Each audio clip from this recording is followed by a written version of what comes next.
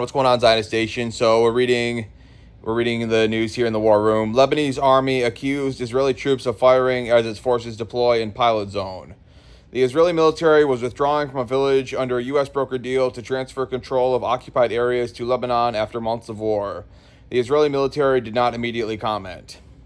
The Lebanese army accused Israeli forces of shooting near its. This is by Abdel Latif Dahir. Thank you, Abdel. Here we go. Lebanese army. This is a picture of Lebanese army troops in Zatar al-Garbia, Garbia, southern Lebanon, after Israeli forces withdrew from the area on Tuesday.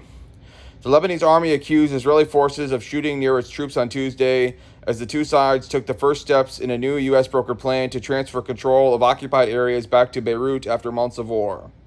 What do we think about that? Yeah, well,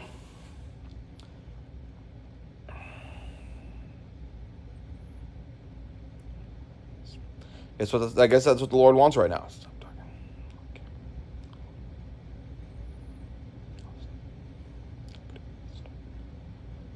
Lebanese troops began deploying in a village in southern Lebanon following an Israeli withdrawal on Tuesday, hours before President Joseph Aoun of Lebanon was scheduled to meet with President Trump at the White House. The two leaders are expected to discuss the security situation in Lebanon, as well as efforts to secure Israel's withdrawal from the Lebanese territory that it has occupied for months. The Israeli military did not immediately respond to a request for comment on the Lebanese army's claims. Yeah, I made some iced tea, I did. Yeah, I'm out of tea, though, now. I have to make some soon. Josh.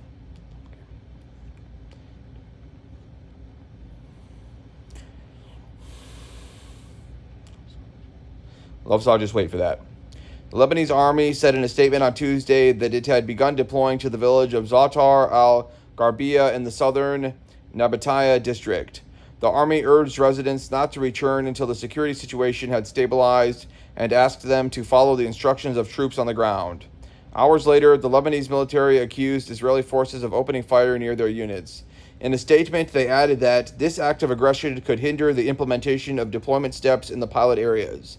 The deployment was part of a phased arrangement under which Israel agreed to withdraw from areas in southern Lebanon, and the Lebanese military plans to move in to secure them, allowing displaced residents to return.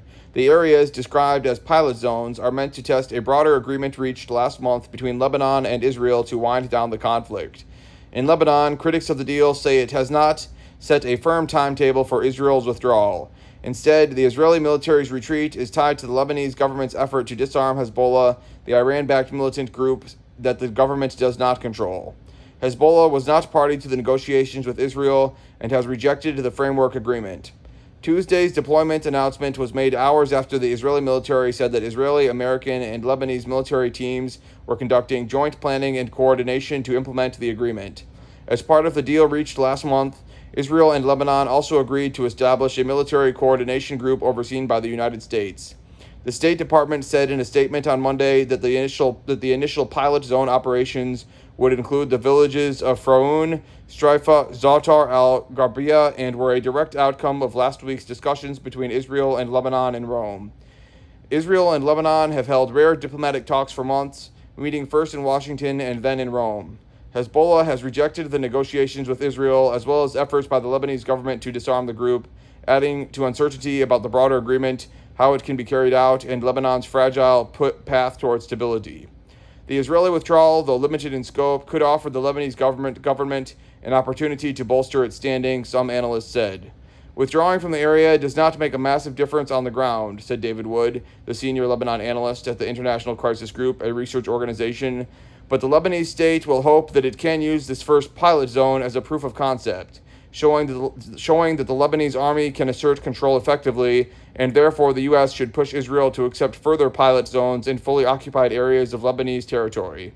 The latest round of fighting erupted in early March after Hezbollah attacked Israel in response to the U.S. and Israeli strikes on Iran that began in late February. More than 4,300 people have been killed in Lebanon and over 12,000 wounded in the latest conflict, according to Lebanese health officials. Israeli officials say at least 4 Israeli civilians and more than 30 soldiers have been killed.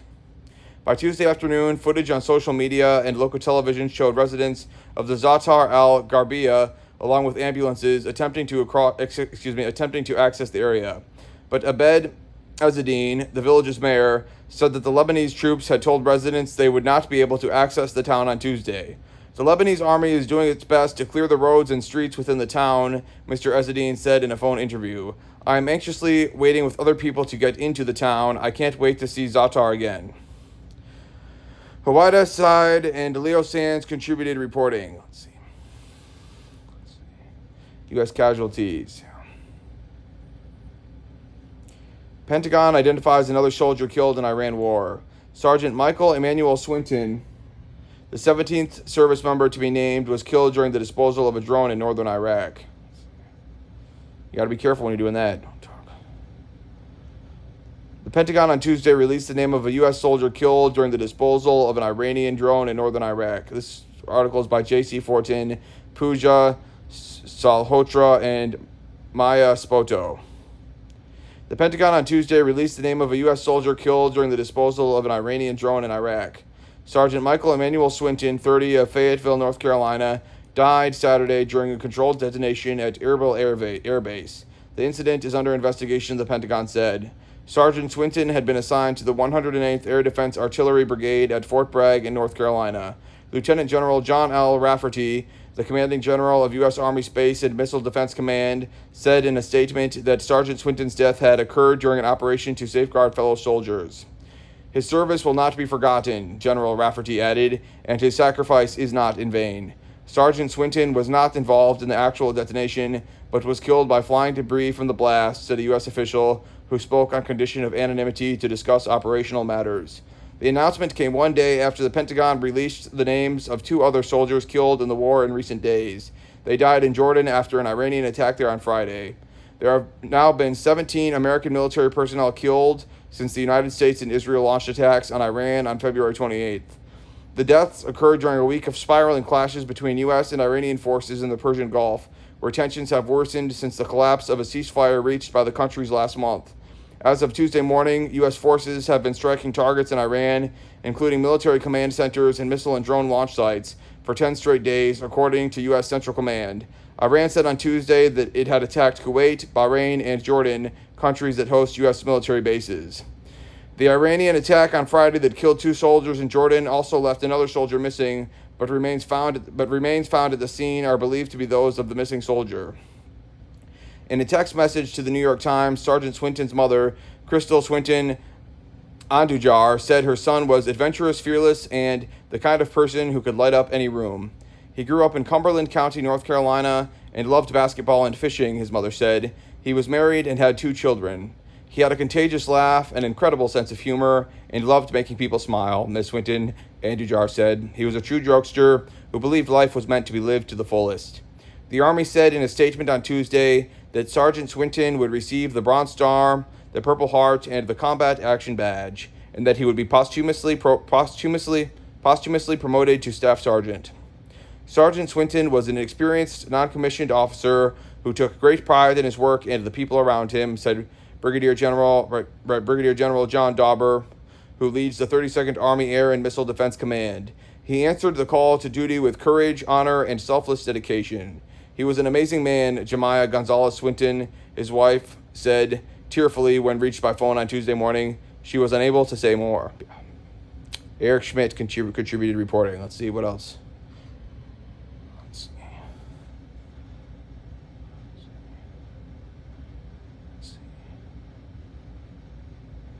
U.S. military injuries withheld. The Pentagon did not disclose earlier strikes in U.S. forces by Iran nor the casualties and damage they inflicted. On social media, its chief spokesman said that the number of U.S. military casualties from Iranian attacks since July 7th has risen to nearly 100. Yeah, we've still got incense burning. I think this is our 4th one. Yeah, you can see all the remains of the incense there. Houthis edge closer to entering war. The Iran-backed militia in Yemen declared a Red Sea blockade on Saudi Arabia, potentially opening a new front in the regional war. Deadly U.S. airstrike on a shadowed fleet tanker. Evidence suggests the ship on which 3 Indian sailors died was not moving when it was struck in the Gulf of Oman, but it had been engaged in risky offshore transfers of oil. Jordan becomes a target. Iran has been increasingly targeting Jordan with attacks like the one that killed U.S. service members. The reason, analysts said, is that Jordan had been playing a more central role in U.S. military operations against Iran. So yeah, Iran is trying to, obviously, goes without saying, but maybe not. Iran is trying to punish people who are helping the U.S., make it seem like it's not worth it to take sides with the U.S. and with Israel, right? Right, but it's really not, right? It's really about what we stand for, right? Of course, all the things the U.S. stands for, that Israel stands for. They want to be associated. Jordan wants to be associated. Saudi Arabia, Bahrain, Kuwait, they want to be associated with those things. Freedom of speech, freedom of religion, gay rights, transgender rights. They don't want to be associated with persecuting women and minorities, killing civilians for protesting. They don't want to be associated with what Iran stands for. So really, they want to not be associated or be associated with Iran or controlled by Iran so much that it's just never going to happen, that people will get a taste of what it means to be American and go back to what it was to be a part of those countries' operating systems. Now we see that Muslims, even in America, like, they don't really care about those values. No, that's why only 4% of Muslims say they like Jews, or don't. What was it? What they say? Approve of Jews or something.